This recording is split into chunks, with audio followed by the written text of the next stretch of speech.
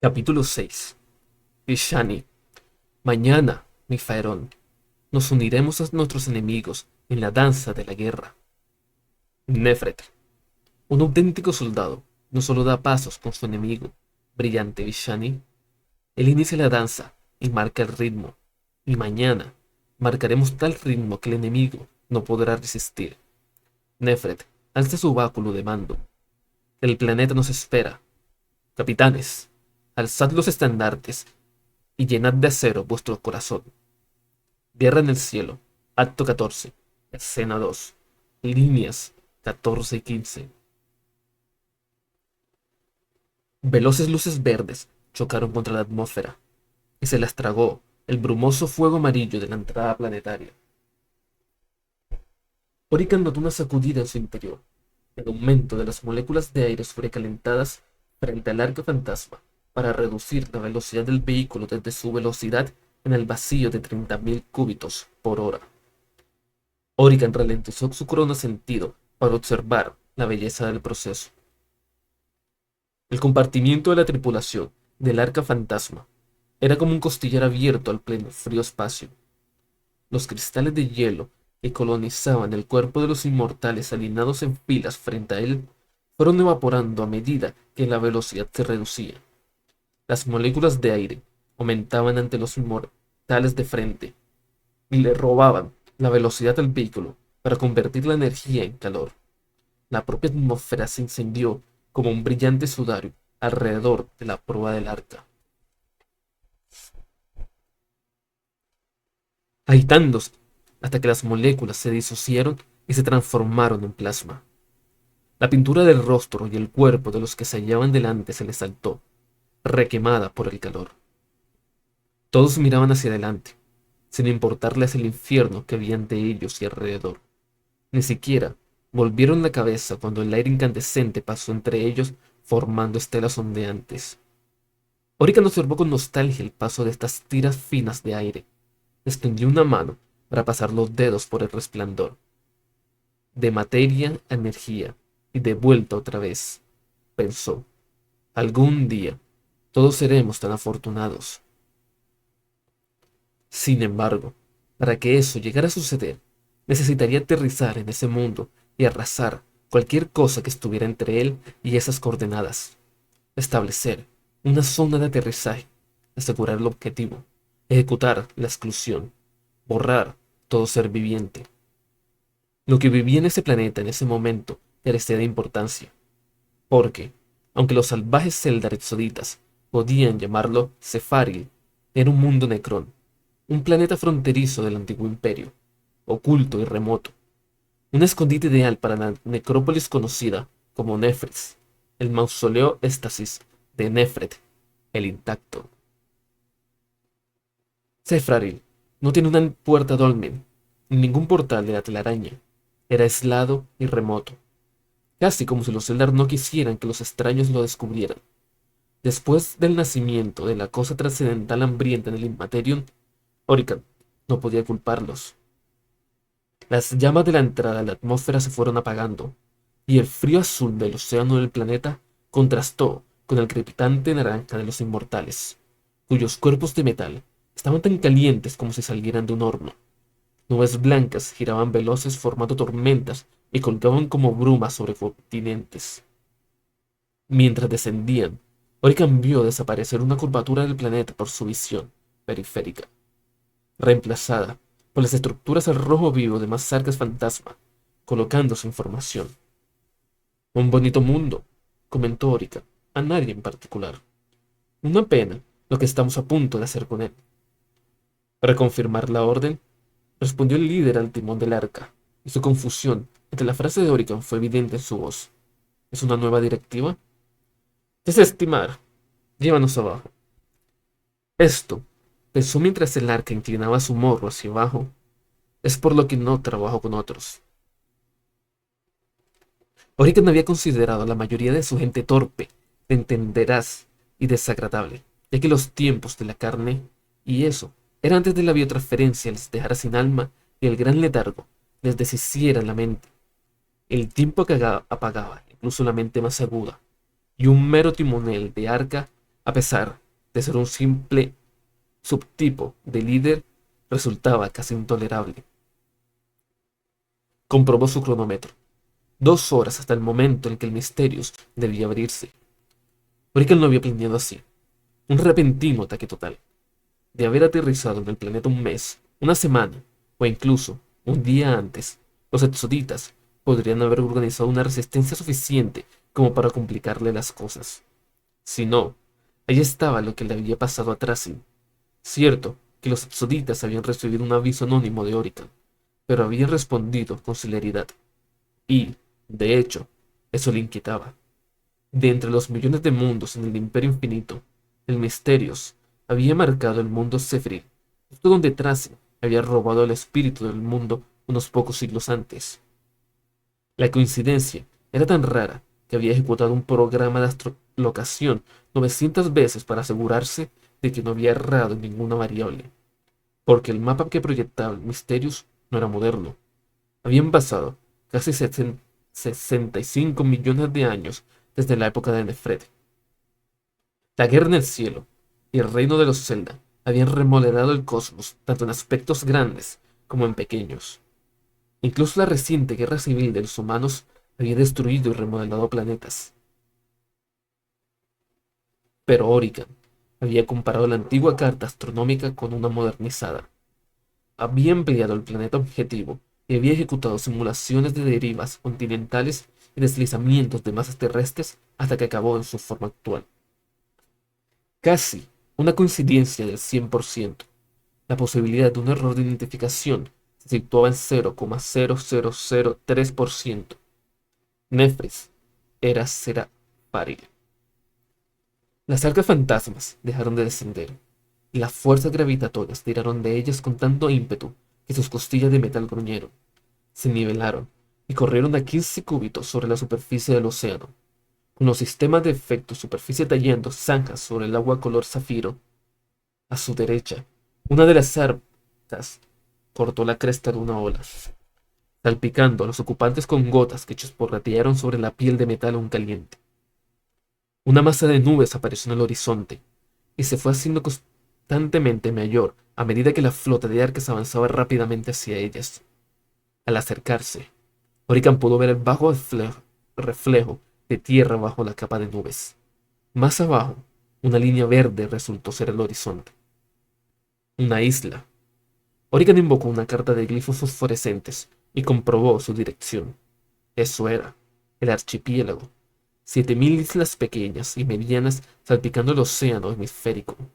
Tracian solo había estado en la más grande, la masa del tamaño de un continente que servía a los exoditas como capital planetaria.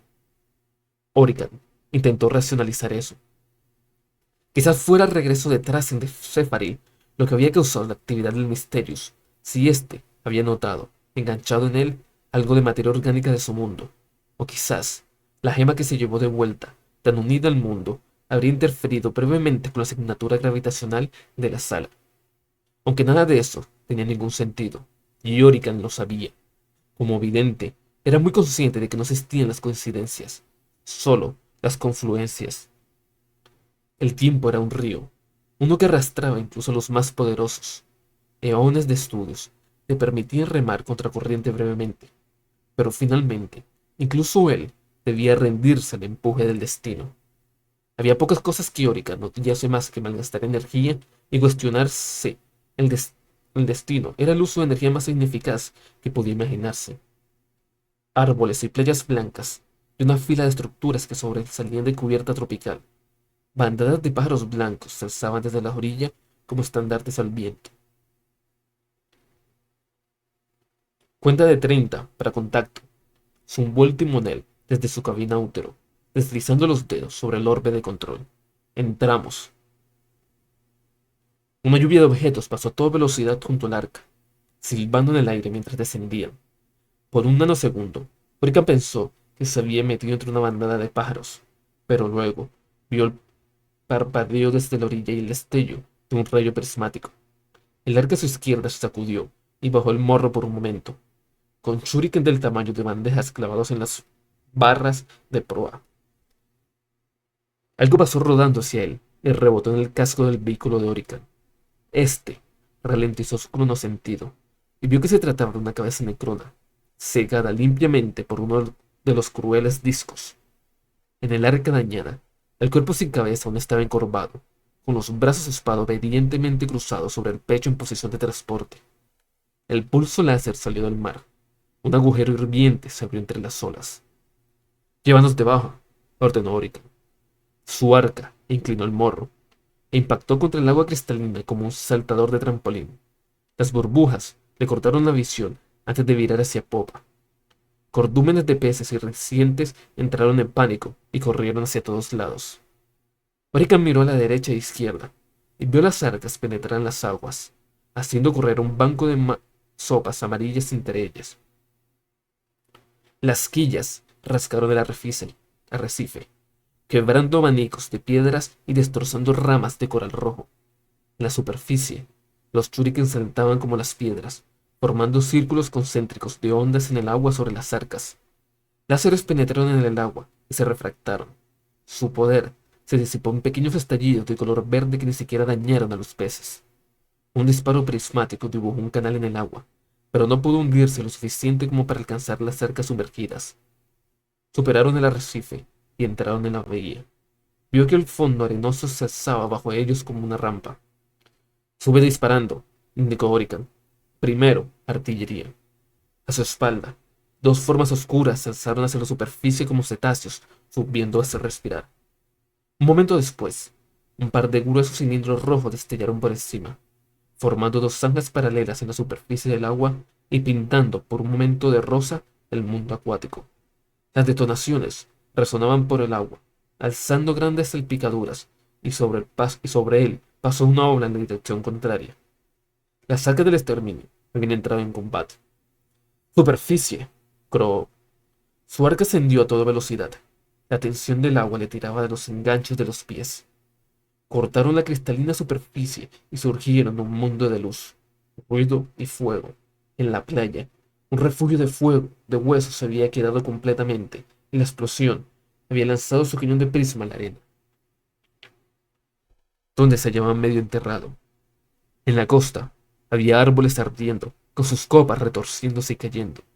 Entre las ramas, Orican pudo ver dos cuerpos achicharrados de los francotiradores Zeldar, con los rifles de hueso espectral fundidos en las manos retorcidas. Despejando el puente, dijo el timonel, irónico, como solían decir. El arca se estremeció con creciente potencia y los sistemas de disparos laterales desataron una furia ancestral. Las tropas Zeldar, que avanzaban hacia la costa desde la línea de árboles, gritaron mientras los rayos verdes los deshacían hasta la médula. A lo largo de la playa, una brillante lanza alcanzó un arca fantasma, friendo sus sistemas de energía.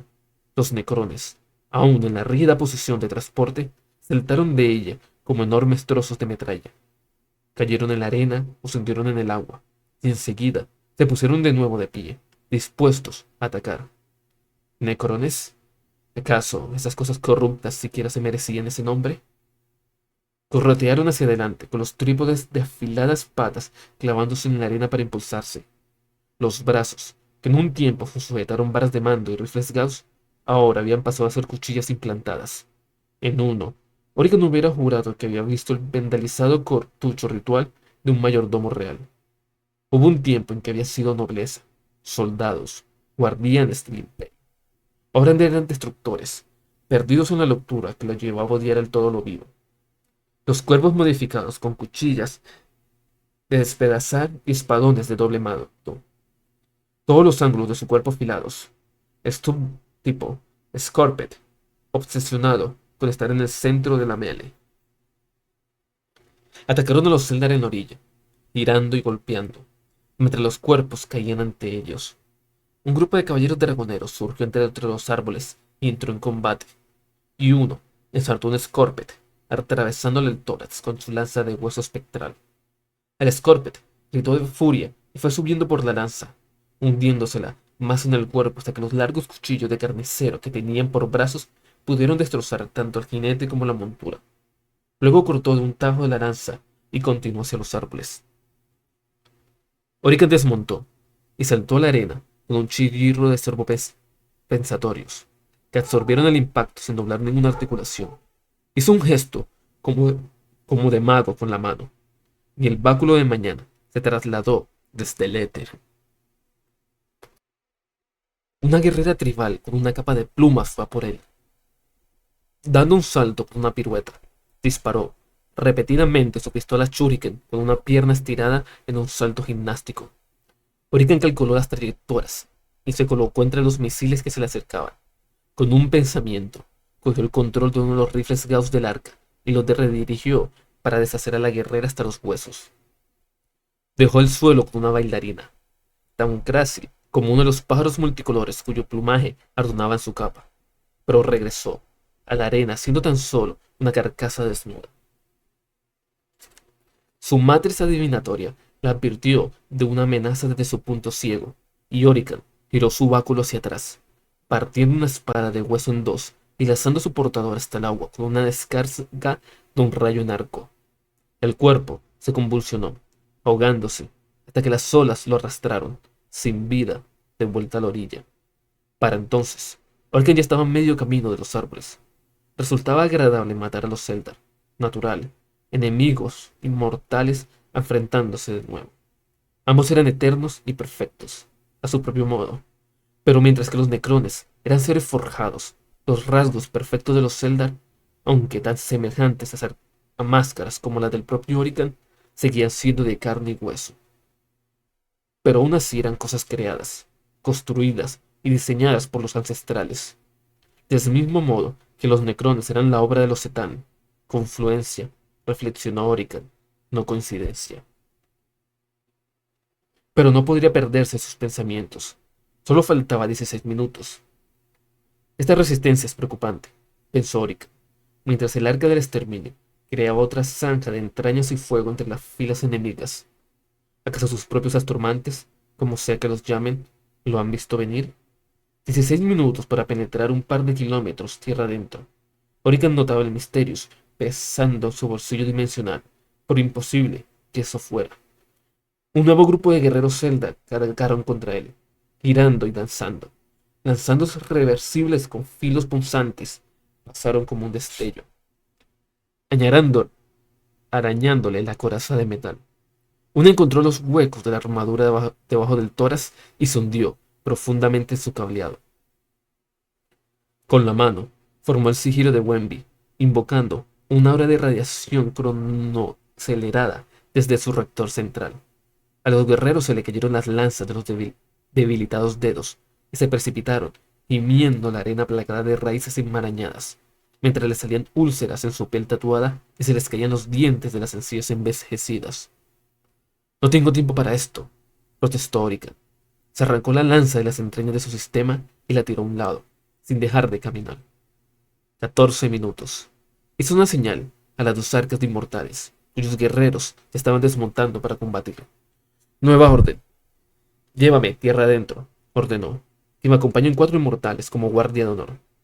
Las señales se cruzaron en la confusión de la batalla, y las dos arcas respondieron. Una apartó a la otra con el morro y se acercó a él. Orican saltó al arca mientras ésta pasaba, imantando su mano para agarrarse a la piel del deslizador.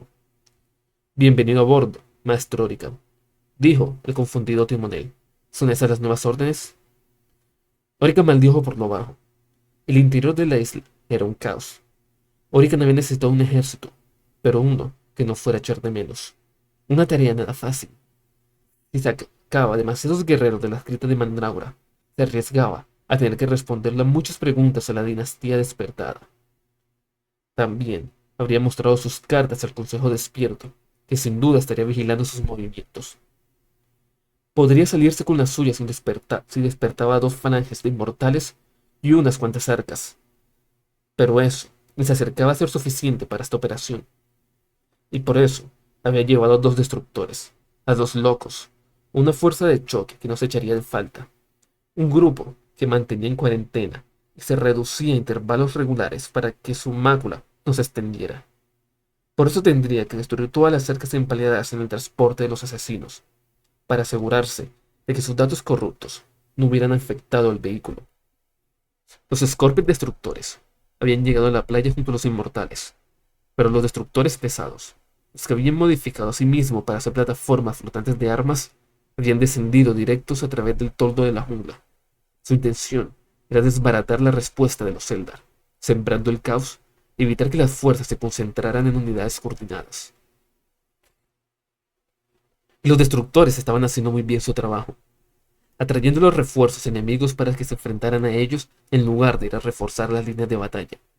Su orgía de desviación, enloquecida y aparentemente al azar, creaba espacios vacíos en la fila de los Eldar, al arrastrar fuerzas hacia ellos como virutas de hierro hacia un imán. Orica no veía el grupo de destructores, pero sí su efecto. Una ardiente línea de energía Gauss cortó la selva frente a él y taló un árbol tan limpiamente como cualquier sierra.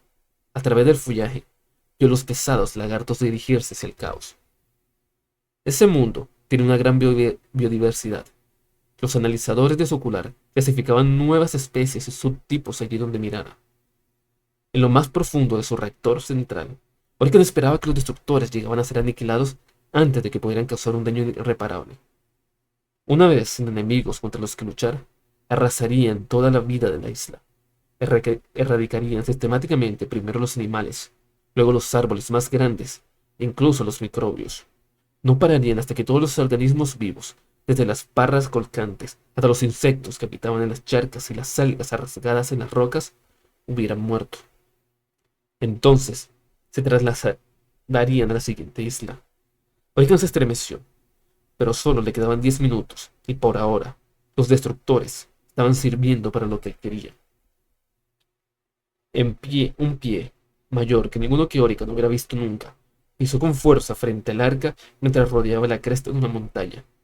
Los árboles cayeron alrededor. Orica alzó la vista y se encontró con un enorme brachiosaurio, tan alto como una tumba de éxtasis piramidal cerniéndose sobre ellos. Sobre la espalda, cargaba con una fortaleza de batalla móvil, tallada en hueso y erizada de artillería. Con el siguiente paso titánico, la bestia avanzó la pata como un péndulo hacia el arca, con la intención de aplastar el esquelético vehículo y hacer pedazos a sus ocupantes. Él cambió a acercarse en la moteada piel y llegó a distinguir los parásitos de la jungla que habían instalado en el grueso cuero y habían creado una colonia entre las escamas. Retrocedió su conciencia 10 segundos. Ordenó al timonel que virara hacia la izquierda, y el arca se coló entre las colosales patas de la bestia, metiéndose bajo su sombra. Comenzaron a ascender, cabalgando las corrientes de aire que causaban los vientos alisios al soplar contra la montaña, y se alzaron hacia el cielo. Metal oscuro, aullando ante la roca oscura. Una sombra proyectando una sombra. Orican la contempló pasar sobre la roca y motear los arbustos que se aferraban a la superficie. Ese lugar parecía un paraíso, pero era como cualquier otro, cargado de persistente desesperación. Esas montañas, con sus verdes crestas y profundos valles que se extendían por 14 leguas a lo largo de la retorcida espina dorsal de la isla, eran el resultado de la erosión. Parecía como si un gigante hubiera modelado la sierra con arcilla y luego hubiera pasado los pedos por ella, marcando unos surcos enormes. Pero no había sido así. Esas grandes montañas eran la obra del tiempo y de la cruel geología. Grandes cantidades de lava amontonada por la erupción volcánica que había creado el archipiélago y que luego lo había abandonado, cuando la placa tectónica se había llevado las erupciones de magma más al noreste para crear nuevas islas. Esa montaña se había ido curtiendo durante millones de años de vientos y lluvias, moldeando sus altas fortalezas, erosionando sus orgullosas laderas poco a poco. Los alegres torrentes blancos que partían de las cascadas enclavadas en el fondo del valle, por muy pintorescos que fueran, estaban enrasados en un acto de violencia que ya duraba eones. Y Orican detectó una insistente inquietud en el fondo de su matriz neural. ¿A dónde le estaba llevando el Mysterius? Si era hacia algún hito, algún templo o poste, era muy posible que la estructura hubiera desaparecido. La montaña podría haberse retirado debajo de ella, dejando sus cimientos inestables como los dientes de un elder envenenado de radiación. Quizás ella era desprendida y caída, en el fondo de alguno de los valles enterrados por erupciones volcánicas. 65 millones de años era mucho tiempo, incluso para los cálculos de Necrón. No, se basaba en una localización. No estaba ligado a ningún edificio. Orican estaba seguro. 8 minutos hasta la apertura. El sistema de percepción de Orican le dibujó advertencias en su campo de visión. Se volvió y vio manchas en el sol. Recalibró su ocular para filtrar el resplandor tropical y vio los jinetes de los pterosaurios descendiendo sobre él desde el cielo. Las bestias echaban hacia atrás sus alas coricias y extendían los largos cuellos. Los jinetes estaban tumbados sobre los dinosaurios, las manos retorcidas en la rienda de cáñamo y las pistolas shuriken saliéndoles de los brazos tallados en marfil. Jinetes pterosaurios, alertó uno de los inmortales. De nuevo, Orican sintió una penetrante irritación de estar 3 pasos por delante de su gente. Tanta repetición. Llegan pterosaurios, añadió el estúpido timonel, mientras cargaba el sistema de rifle Gauss del arca. Un paso por detrás, como de costumbre. Rayos desmanteladores cortaron el aire, sus chorros de luz, casi más clara que la luz solar de la isla. Los inmortales cerraron la formación, con ráfagas cortas y disciplinadas, crearon un muro de fuego coordinado que atrapaba a los jinetes allí donde giraban o descendían. Los blasters Gauss de doble cañón chillaban y de sus tubos goteaban condensación, porque el frío de los gases interiores atraía en el agua del aire húmedo. Contended fuego contra evasión, ordenó el líder inmortal. Elegid el cuadrante. Un guerrero Eldar cayó del cielo, gritando, cuando su tesorosaurio quedó convertido en cenizas debajo de él. Mientras caía, arañaba el espacio vacío con el brazo que le quedaba.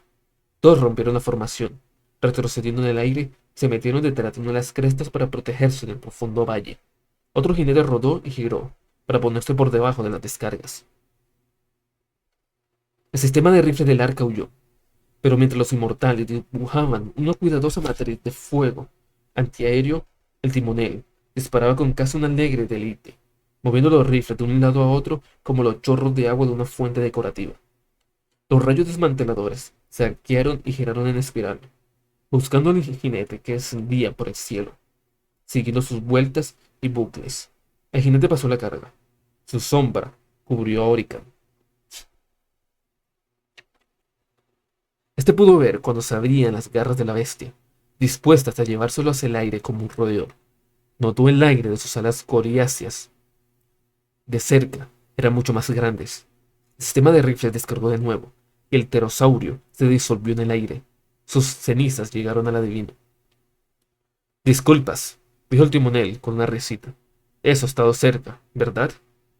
Orican se volvió para reprender al absurdo líder cuando su significante de triangulación sonó.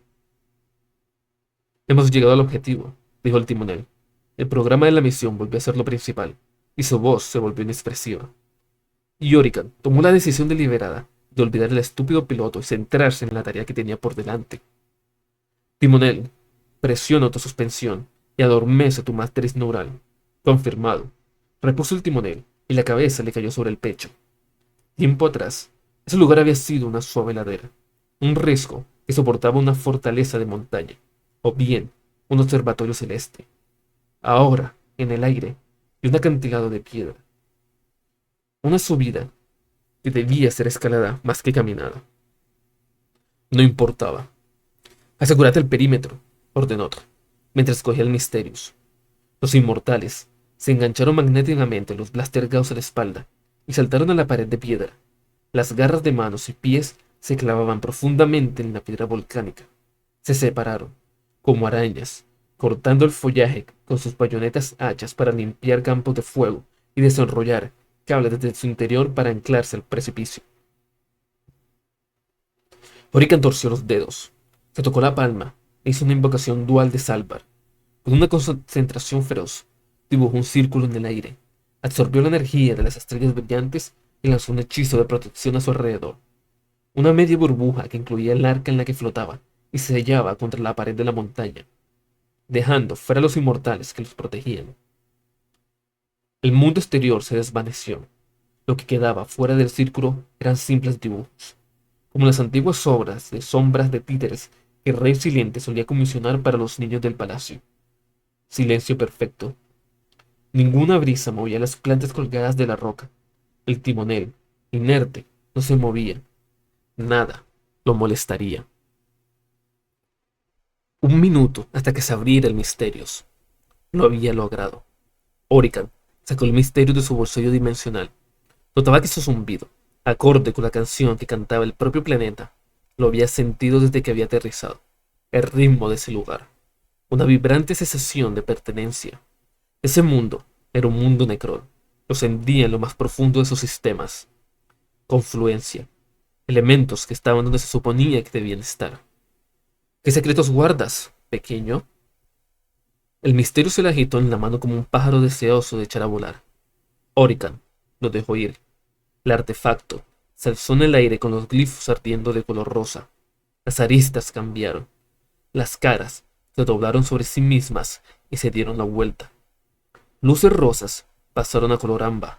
Surgieron tan brillantes que pintaron las costillas interiores del arca fantasma con su resplandor. Lo que pasó después, Orican no pudo verlo, porque la caja puzzle cambiante se puso tan caliente e irrescindente que por un momento saturó su ocular y lo pintó todo de blanco. Se dio cuenta de que esa luz podría haber matado a un ser de una de las razas inferiores. Solo un Necrón sería capaz de soportar la letalidad de esos brillantes rayos. El mismo penoso bombardeo solar se dio cuenta que en su mundo madre, el hermoso ardor del sol Necrontyr, que había castigado a su gente con una eternidad de tumores cancerosos y vidas cortas, un legado que los había seguido incluso después de huir de la luz venenosa. Orican sintió un nudo en sus sistemas. Si hubiera tenido la capacidad de llorar, quizás lo habría hecho en ese momento de ceguera. Ese objeto era ancestral y letal, un trozo de tiempo de antes. Se sintió indigno incluso de tocarlo. La sacralidad manaba de cada uno de sus ángulos fracturados. Gradualmente, su ocular volvió a estar en línea. El astral Misterios había cambiado. Sus análisis geomáticos cantaron 12 caras, 20 matrices y 30 aristas. Un dodecaedro perfectamente equilibrado, matemáticamente exacto para el nivel molecular. Glifos azules, de un agua marina idéntica al color de los océanos del planeta. Parpadearon, como si estuvieran realizando algún tipo de cálculo. Luego, el Mysterious proyectó el holograma de Crisofase. Una imagen espectral de Cefaril se infló sobre el Mysterious, todo el globo rotando como el Astrarium, como si el artefacto fuera un núcleo fundido. Orican pudo ver los océanos del planeta, los continentes, derivando y recolocándose, mientras el Mysterious recalibraba sus mapas para compensar los 65 millones de años de deriva continental. Los continentes se habían fracturado, se habían chocado. Habían surgido islas que luego se erosionaron para pasar a ser atolones. Y sobre una de esas islas, la mayor, la isla continente, ardía un glifo. Orican soltó un grito ahogado. Sí, sí, un glifo que se leía como tumba y Nefret. Te he ganado, Fishani, croó. Orican, cronomante supremo, el mayor de los tecnólogos, decodificador de los manuscritos bishánicos, ha resuelto tus acertijos y desentrañado tu código. Solo yo he sido capaz de hacer esto. El glifo cambió, mostró una fecha a las 8000 años de la de ese momento. ¿Qué? El tono beatífico de Orican desapareció. ¿Otra capa? ¿Otra búsqueda? ¿Otros 8000 años de espera? ¡Qué decepcionante! Repulsó Trasin. Trasin se inclinó hacia adelante en la consola de mando del arca fantasma, mientras los últimos rasgos del timonel se deshacían sobre su propia forma. ¿Vas a darme nuevas órdenes, maestro Orican? Se había divertido mucho engañando al adivino, haciendo de piloto tonto. Disparar los sistemas de rifle del arca había sido especialmente entretenido. Sin duda, tenía que salir más, decidió. Llevaba demasiado tiempo en las galerías. ¿Cómo? Mandrágora tiene unas defensas soberbias, explicó Trasin. Pero ya sabes, querer es poder. Y yo tengo querer de sobra. Además de esa voluntad, Tracy tenía un algoritmo ofencioso que podía, si se insertaba adecuadamente, asentar las bases para hacer de cualquier Necrón un sustituto temporal. Bueno, no cualquier Necrón, pero un líder supremo desprevenido sin duda. Uno que había sido laxo con los protocolos de seguridad. Los critecnólogos solían estar fuera de su alcance debido a sus defensas tecnomáticas. Pero, un simple timonel, casi demasiado fácil. Sobre todo, después de que el vidente Jid te revelara dónde y cuándo interceptar la fuerza de ataque de Orica. Y naturalmente, la capa la notaba calentarse, detectando un cronosalto en marcha. Una matriz de posibilidades destelló por su red neuronal, justo cuando los tops temporales de Orican comenzaron a calentarse. Y Tracy escogió el futuro que interrumpía el hechizo. Pasó la mano sobre el orden de control e hizo que el arca se escorase 90 grados, con lo que su quilla miraba la montaña. Los pies de Orican resbalaron sobre la cubierta, cayendo, y su cronotrance se rompió. El adivino intentó agarrar el Misterios mientras caía. Falló, y se golpeó con fuerza contra una de las escotillas del arca. Comenzó a resbalarse hacia el vacío. Intentó agarrarse a algo, con los pies colgando miles de cúbitos sobre el suelo del valle. No, creo que no, mi querido colega, dijo Tracy, seguro en la cabina útero. Me temo que tus pequeños contratiempos con la línea temporal ya no seguirán formando parte de nuestra rivalidad. Orican logró agarrarse y se enganchó magnéticamente. Comenzó a alzarse hasta colocar los pies cerca de las manos. Tracy hizo girar el arca de un lado a otro, sacudiéndolo como un feluno sacude un roedor. Orican pateó la cubierta, sujetándose con esfuerzo. Puedes tener grandes habilidades, continuó Tracy, mientras inclinaba el arca hacia adelante y agarraba el Misterios. Pero yo tengo artefactos, sin duda. Los poderes de esta capa son un pobre reflejo de lo que tú has logrado con tus años de estudio. Pero, al menos, puedo contrarrestar tu cronohechicería. Por cierto, muy feo eso de hacer trampa en el juicio. Extraordinariamente imaginativo, pero feo. Si crees que necesito alterar la línea temporal para destruirte, Tracing, Brecken consiguió apoyar bien los pies y quedar acuclillado. Entonces, deliras más de lo que pensaba. He entrevisto un futuro que no te trata muy bien. Brecken pasó una mano por el aire, y la cúpula del campo protector desapareció. 4 inmortales miraron a Tracing, con la cabeza rotada casi hasta la espalda. Incinerar, ordenó Orican. Tracing golpeó el grifo de aceleración.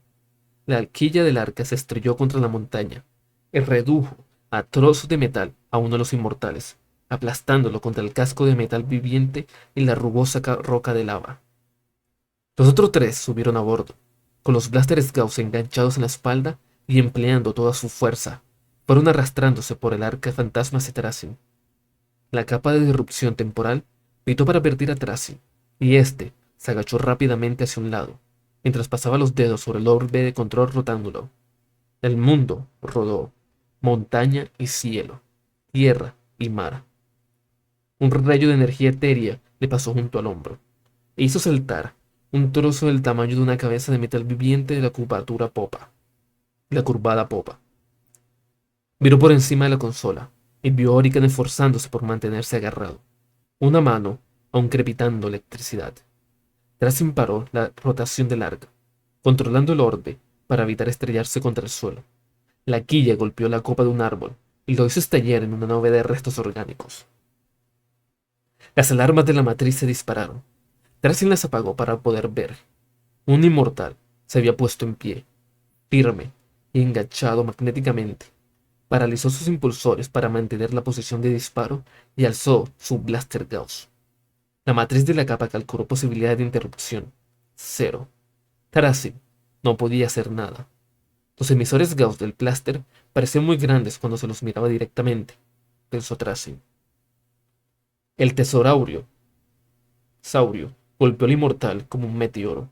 Su pico le cortó los cables abdominales y las garras rasgaron el metal viviente del soldado. Los impulsores estallaron en tormentas eléctricas en miniatura cuando la bestia se desmembró. Se desmembró.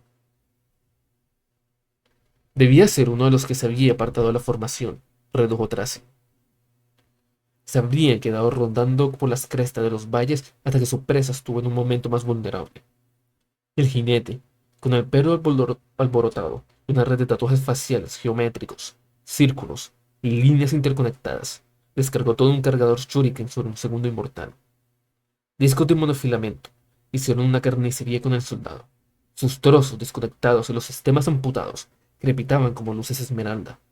Junto a él, Orican alzó un escudo cinético para detener la lluvia de proyectiles. El fluido del reactor del inmortal destrozado le salpicó la máscara mortuaria. El jinete del pterosaurio soltó al inmortal multiraro, le lanzó hacia el cielo y desapareció en un instante. Trasim deslizó el arca alrededor de las montañas, apartándose de la placa capturada de los hombros de Orican. Con solo un inmortal a bordo y el adivino, lo último que quería era meterse en otro mar de tropas. A su derecha, pudo ver una deslumbrante matriz de rayos desmanteladores machacando la selva, bailando en el cielo. Parecía que estaba entalando la selva, una herida quemada cada vez mayor que se extendía por el follaje de la isla. Había mirado durante demasiado rato. Orican saltó sobre la consola de mando y luchó por el control del orbe. El arca patinó en el aire y retrocedió, formando un gran arco. «¡Has traído aquí a los contaminados!», gritó Tracy. Iban tan rápido que era difícil oír nada. El viento le robaba las palabras en cuanto salían de la boca. Agarró a Orican por el protector del hombro y le dio un cabezazo que sonó como un martillo sobre un yunque. «Los destructores arrasarán este lugar, toda la vida silvestre, las especies de plantas».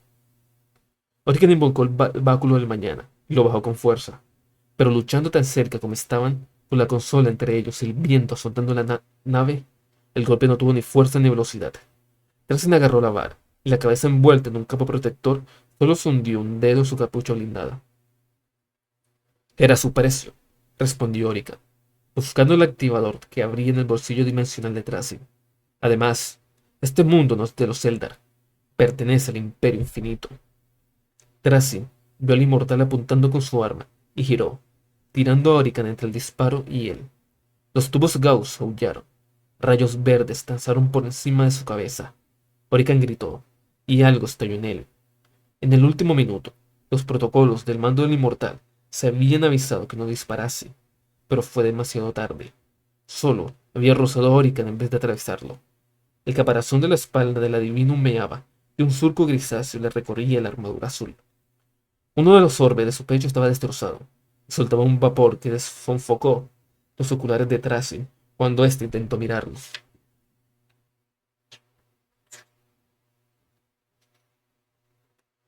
¡Incompetente! Orican movió la mano hacia atrás, y un arco de energía partió en dos al soldado diagonalmente. El viento se llevó la parte superior y cayó de espaldas hacia el toldo de la jungla. Tracy estaba celebrándolo, cuando vio el segundo inmortal, al que la pistola Shuriken había hecho pedazos, reensamblándose. A final de cuentas, esa era la función del arca fantasma: reconstruir las tropas que habían quedado inoperativas en el campo de batalla. Mientras miraba, pudo ver los azules rayos de ensamblaje molecular proyectándose desde las costillas del arca, fusionando el metal y reconstruyendo capa tras capa.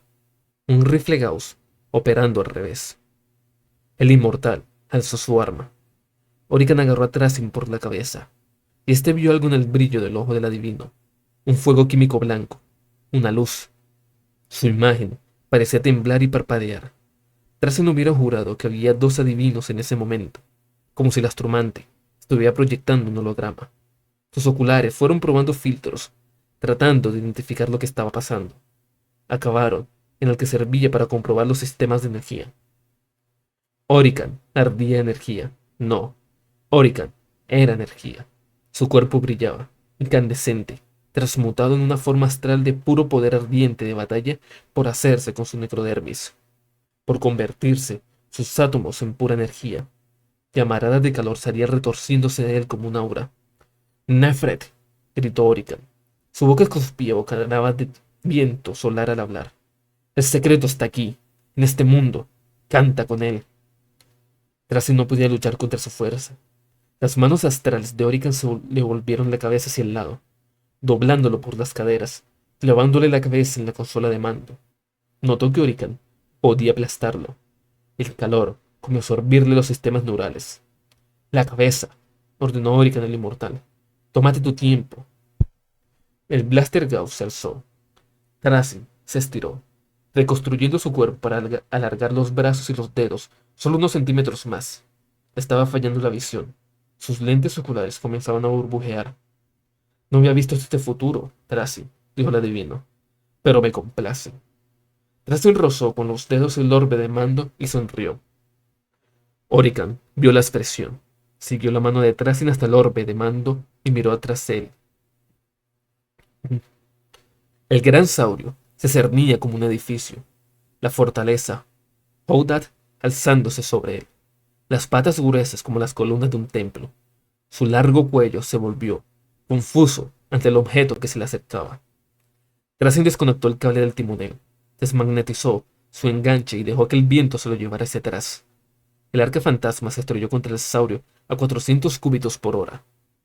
Le embistió directamente, le atravesó la gruesa capa de hueso blindado y se le metió entre las costillas. La carne se le ondeó por el impacto, y los Eldar cayeron de su espalda. Una gran criatura, la mayor de su clase, venerada y temida, murió instantáneamente por una ruptura del corazón. Las grandes patas como columnas perdieron fuerza, y la bestia cayó de lado por la energía cinética del impacto, astillando los árboles y formando un claro en el bosque con su caída. Una enorme pata se sacudió como un espasmo de muerte y demolió un templo de pierna, un incidente que los Eldars tomarían como un presagio aún peor que la muerte de la gran criatura. Por toda la isla, los carroñeros olerían la enorme cantidad de sangre en el viento y se embarcarían en migraciones para aprovecharse de la bestia caída.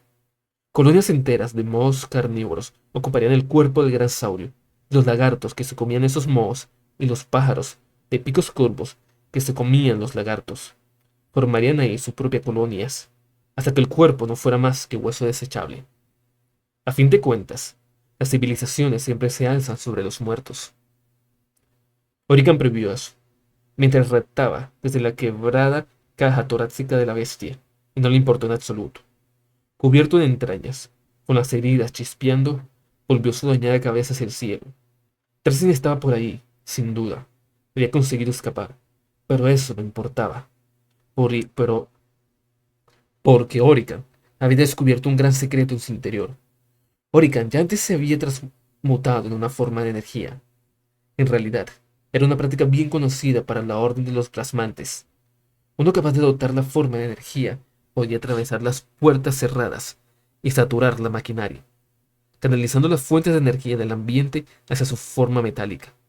Podía convertirse casi invulnerables por varios minutos cada vez. Algunos sacaban la energía de la radiación solar o de los núcleos de reactores externos. Orican, con la mirada siempre en las estrellas, le sacaba de la energía dirigida de los alimentadores planetarios. Pero esto había sido más que eso. Había sentido tanto poder recorriéndole, bombardeándolo, que su mente y su cuerpo, no separados, solo había podido canalizar una pequeña parte. De haber intentado canalizar más, la habría destrozado molecularmente. Sin embargo, había capturado más de los que esperaba. Todas sus lecturas y estudios, los textos esotéricos y las obras teóricas, las propias palabras de Vishani, le habían hecho un regalo sin que él lo supiera. Ya fuera por las estrellas o los planetas, por la geografía o el saber arcano, Orican, durante unos momentos, se había transmutado en el Mysterious, etéreo y poderoso. Como el mítico Nefret, se había vuelto trascendente, uno de los dioses, como los Etán. Orican buscó en su interior y encontró el húmedo calor de la fuga de su reactor. El brillante fluido de color jade le cubría la mano, y él la usó para pintar un sigilo en la cresta de su frente, y realizó un antiguo juramento, uno de un mundo nativo que hacía mucho tiempo, donde su gente había sido carne, no metal. En aquellos siglos el juramento se hubiera hecho con sangre, pero en ese momento lo hizo con una sustancia mucho más letal y duradera. Juro, dijo. Sus activadores botales chirriaron. Por el sol asesino, por las estrellas y el polvo, por mis ancestros y su progenie. Juro dominar esos poderes y abrir la tumba de Nefret. El cielo se estaba oscureciendo y había las estrellas. Pero primero, añadió Orica, juro destruir a Trasin, el infinito.